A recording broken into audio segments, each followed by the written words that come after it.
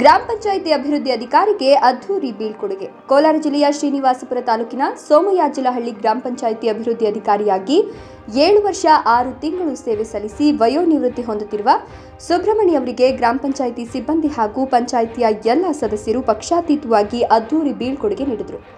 ಇದೇ ಸಂದರ್ಭದಲ್ಲಿ ವಯೋನಿವೃತ್ತಿ ಹೊಂದುತ್ತಿರುವ ಗ್ರಾಮ ಪಂಚಾಯಿತಿ ಅಭಿವೃದ್ಧಿ ಅಧಿಕಾರಿ ಸುಬ್ರಹ್ಮಣಿ ಮಾತನಾಡಿ, ಗ್ರಾಮೀಣಾಭಿವೃದ್ಧಿ ಹಾಗೂ ಪಂಚಾಯತ್ ರಾಜ್ ಇಲಾಖೆಯಲ್ಲಿ ಕರ ವಸೂಲಿಗಾರನಾಗಿ ಕೆಲಸಕ್ಕೆ ಸೇರ್ಪಡೆಯಾಗಿ ಮುಳಬಾಗಿಲು ತಾಲೂಕಿನ ಹಾಗೂ ಶ್ರೀನಿವಾಸಪುರ ತಾಲೂಕಿನಲ್ಲಿ ಸೇವೆ ಸಲ್ಲಿಸುತ್ತಿದ್ದೇನೆ.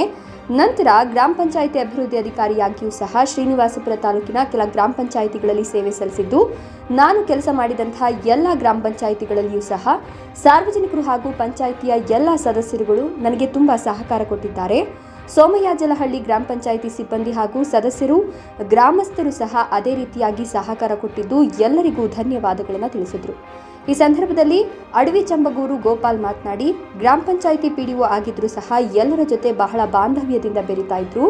ಸರ್ಕಾರದಿಂದ ಸಿಗುವಂತಹ ಎಲ್ಲ ಸೌಲಭ್ಯಗಳನ್ನು ಅರ್ಹ ಫಲಾನುಭವಿಗಳಿಗೆ ಕಲ್ಪಿಸುವ ಕೆಲಸವನ್ನು ಮಾಡಿದ್ದಾರೆ.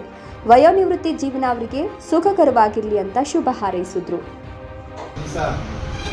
ಗ್ರಾಮ ಪಂಚಾಯತಿಯಲ್ಲಿ ಸತತವಾಗಿ 6 ವರ್ಷಗಳಿಂದ ಸೇವೆಯನ್ನು ಸಲ್ಲಿಸುವುದು ನಿವೃತ್ತಿ ಹೊಂದಿರುತ್ತದೆ. ನಮ್ಮ ಸುಬ್ರಹ್ಮಣ್ಯ ಸರ್ ಅವರ ಬಗ್ಗೆ ಮಾತಾಡೋದು ಅವಕಾಶ ನೀಡಿದ್ದಾರೆ. ಸುಬ್ರಹ್ಮಣ್ಯ ಸರ್ ಅವರ ಜೊತೆ ನಾವು ಸುಮಾರು ಕೆಲಸಗಳೇನು ಹಳ್ಳಿಗಳಲ್ಲಿ ಇರ್ತಕ್ಕಂಥ ಮೂಲಭೂತ ಸೌಕರ್ಯಗಳ ಬಗ್ಗೆ ಓಡಾಡಿದ್ದೀವಿ. ಅವ್ರ ಹತ್ರ ಕೆಲಸ ಮಾಡಿಸ್ಕೊಂಡಿದ್ದೀವಿ.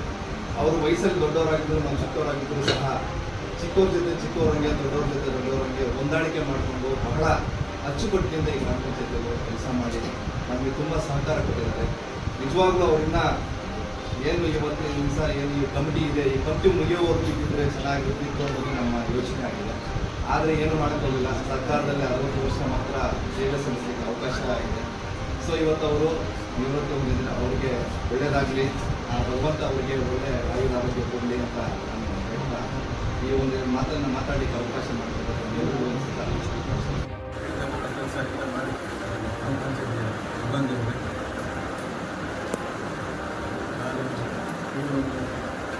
ಪಂಚಾಯತಿಗೆ ಬಂದು ಸುಮಾರು 2 ವರ್ಷ ಈಗಲಿಂದ ಕಂಪ್ಲೀಟ್ ಆಗಿಲ್ಲ. ಪಂಚಾಯತಿಗೆ ಬಂದು ಕಂಪ್ಲೀಟ್ ಆಗುತ್ತೆ.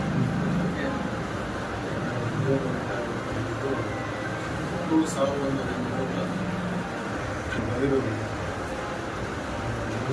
ನಿವೃತ್ತಿ ಆಗ್ತಾಯಿದ್ದೆ. ಮಾಡೇ ಇರಲಿಲ್ಲ. ಶುರು ಮಾಡಿದ್ದೀನಿ, ವೃತ್ತಿಯಾಗಿ ಮಾಡ್ಕೊಂಡಿದ್ದೆ, ಆರೋಗ್ಯ ಮಾಡ್ತಾಯಿದ್ದೀನಿ. ಇದಕ್ಕೆ ಮುಂಚೆ ನಾನು ಬಿಲ್ ಕಲೆಕ್ಟರ್ ಆಗಿ ಕೆಲಸ ಮಾಡಿದೆ. ಸುಮಾರು 20 ವರ್ಷ ಬಿಲ್ ಕಲೆಕ್ಟರ್ ಆಗಿ ಕೆಲಸ ಮಾಡಿದ್ದೇನೆ. ಗುಲಾಬ್ ಮಂಡಲ ಪಂಚಾಯತಿ ಮತ್ತು ಗ್ರಾಮ ಪಂಚಾಯತಿ. ಆಮೇಲೆ 2005ರಲ್ಲಿ ಜಿಲ್ಲಾ ಪಂಚಾಯತ್ ಅಧ್ಯಕ್ಷರಾಗಿದ್ದರು. ಅವರ ಒಂದು ಅಧ್ಯಕ್ಷತೆಗಿದ್ದಾಗ ನಮಗೆ ಒಂದು 36 ಜನಕ್ಕೆ ಆಗಲ್ಲ ನಮಗೆ ಕಾರ್ಯದರ್ಶಿ ಕೆಲಸ ಆಗಲ್ಲ ಅಂತ ನಮಗೆ ಬಿಟ್ಟು ಮನೆಯಲ್ಲಿದ್ದೆ. ಬೇಡ ಒಂದು ಕೆಲಸ ಮಾಡೋಣ, ನಮಗೆ 20 ವರ್ಷ ಮಾಡಿದ್ದೀನಿ. ಮತ್ತು ಎಲ್ಲರೂ ಪ್ರಮೋಷನ್ ಬಂದರೂ ಆಗಲ್ಲ. ಮತ್ತು ಭಾಳ ಗುಣ ಇತ್ತು. ಆರೋಗ್ಯ ನೀರು ಬಿಡೋಕ್ಕೆ, ಇಲ್ಲಿ ಒಂದು ಸಂಬಳ ತಗೊಳ್ಳೋಕ್ಕೆ ನನಗೆ ಗುಣ ಇತ್ತು. ಅದಕ್ಕೋಸ್ಕರ ನಾನು ಅಲ್ಲಿ ಕಾರ್ಯದರ್ಶಿ ಆಗಿ ಅದರಲ್ಲಿ ದಿನ ಸುಮಾರು 35-6 ದಿನ ತಗೊಂಡು ಕೆಲಸ 26 ದಿನ ತಗೊಂಡ್ತಾ ಇದ್ದೀವಿ.